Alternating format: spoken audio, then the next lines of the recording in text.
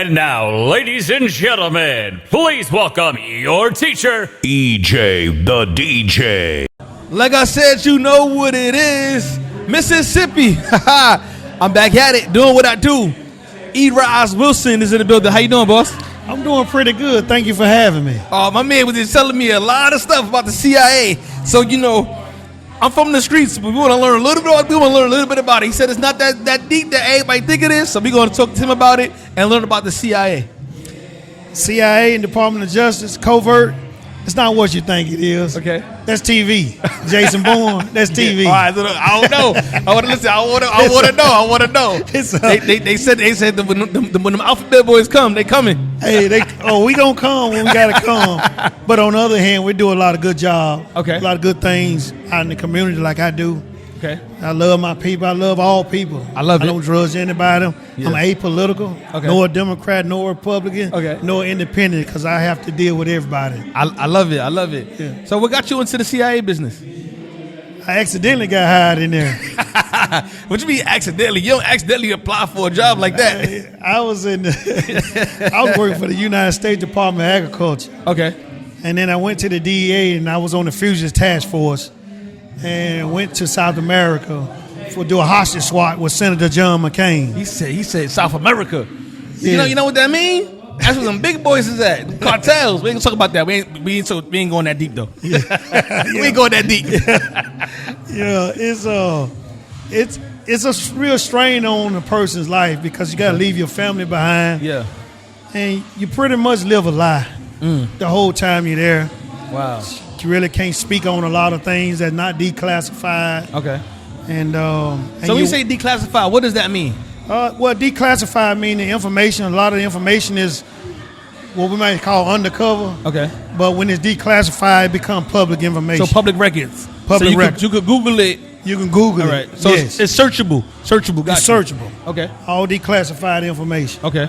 And there's a lot out there that's been declassified. Got you. Yes. But what I was saying is that the job becomes tough because you got to watch your kids. Like me, I watched my kids grow up on pictures. Okay. I was gone so much, and I got a strong woman in my background that raised 5 kids. Ain't nothing like a strong woman. Yes. I respect that 100%. Yes, but I love Who's Who. Yes. Because the last time I was part of Who's Who, it was Who's Who of America. And I was one of the top baseball players in the country. And in 1991, okay, I was recognized by Who's Who of America. But we have never had a Who's Who for any state.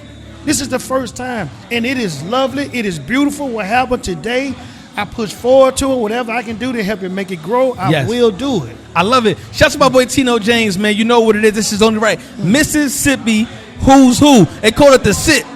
I had to shout that out. You know, I had to shout that out. I like it. Like I'm a New Yorker, but this is like coming to Mississippi. It's like my 3rd time out here, and I embrace it. I got embraced out here. That's my boy DJ Roski DJing right now. It's the vibe. The vibe is here. The vibe is here. Oh, the vibe. I love the energy in Mississippi. The vibe is here, but if you stay here long enough, you're gonna leave here talking like us.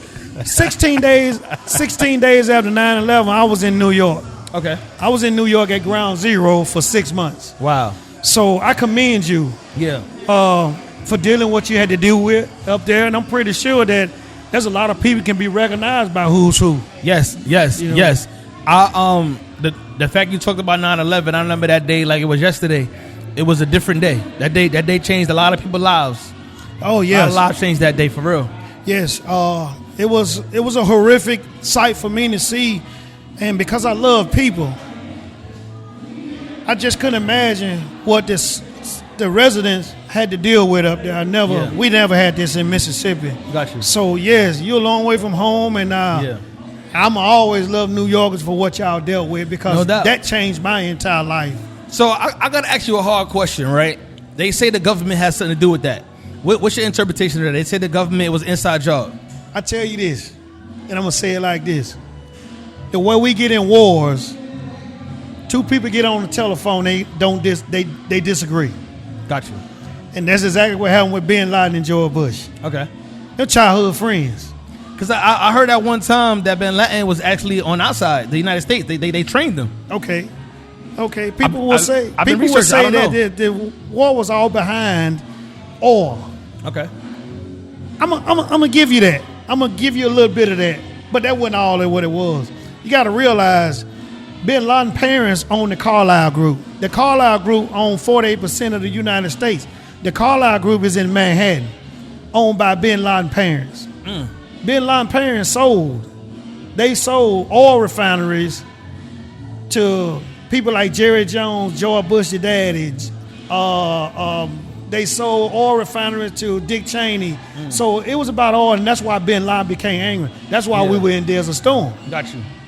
No, that makes sense. That's why just trying to understand that whole part and that aspect is very interesting, and I'm happy you breaking it down because a lot of people don't know this kind of stuff. And what's some other cases that you worked on with the CIA? That's interesting that people want to talk about. It don't got to be too detailed, but we want to know a little bit about something. I was on the Fusion Task Force, so how was that? Wherever you go, we coming for you. So what happens when somebody's on the run for a long time? El Chapo. Let's talk about that for a little while. El Chapo. Okay. How was that? How was finding that man? El Chapo was a hard job. Was you on that task force finding him? Yes. Okay. El Chapo was a tough job. El Chapo has a lot of money. Yes, he does. A lot of money influences a lot of Americans. That's why we in trouble with Russia right now. Okay. But that's a different story, different day. Money travels. And El Chapo's situation was a tough deal. How long did it take? Like honestly. Like not the TV version. I started in 1995 in the government. Got you. So he just was arrested. Yeah, and I was in 20. We spent 12 and a half years of my career. Wow. Incidentally, running into him because my job was something else after 9/11, but there was occasionally where you would go get people that was associated with El Chapo. Got you. What was the danger level? The danger level was rough. I've been shot 3 separate times. Wow. The last time I was shot was October the 10th, 2012. That one ended my career. Okay. And we were doing the same thing. We were going to get people that was transporting fentanyl into the United States. And that's what I say. If you're doing it, we coming. So like how does that work? Because they saying right now the borders is being like they open right now. So right now the rumors is the borders are open. What's going on with that? That's gossip. Gossip? There's no such thing as a border. That southern border, that's just people trying to come and make a better life for themselves. There's no fentanyl coming from that south border. Now, if you want to talk about that northern border, we can get down. Where's the northern border at? That's Canada. Okay. That northern border is not as secure as that southern border. Now, I can't say that 100% that some of the fentanyl is not coming across the border.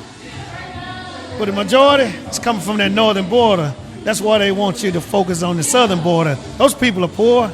They just trying to come make a better life for themselves. I ain't gonna lie, he might have opened up on certain people. He might have opened up on something. I'm just happy to learn from you of that. This year is a very important year.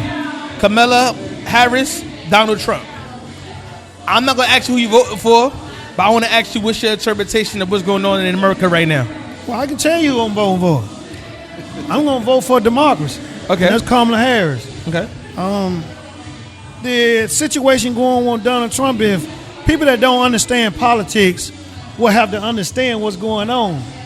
Vladimir Putin owns the United States right now through Deutsche Bank. Deutsche Bank is a Russian bank.